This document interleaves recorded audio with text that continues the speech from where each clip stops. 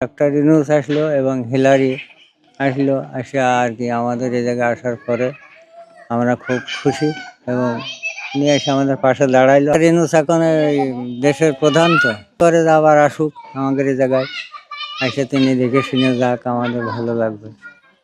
Clinton আর doctor Yunus আসলো, আসার পর এখানে অনুষ্ঠান হইলো, ওনার শিক্ষা বিধান দিল, অনেক কিছু আমাদের শিখাইলো।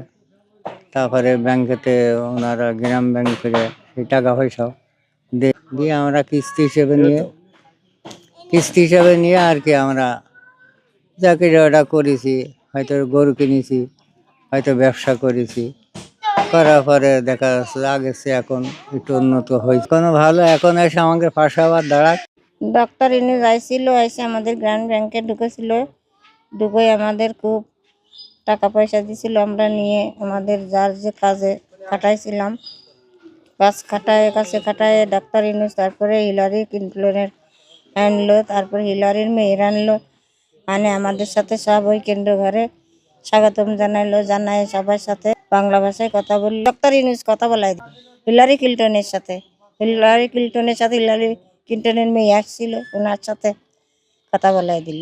আমরা সবাই এক জায়গায় বসলাম, আমাদের সাথে ছবি উঠালো, তখন খুব ভালো লাগছিল, সুন্দর ভালো লাগিল। হিলারি ক্লিনটন, ইউনূস ডাক্তার, তার মেয়ে সেলসি আমাদের পাশে আসিল, আমরা তার কাপড় পরাইলাম, তার সাথে হাতে হাত মিলাইলাম, সুন্দর ভালো লাগিল। আমাকে তার সাথে একটা ব্যবহার, তার কাছে থাকা সুন্দর লাগিল।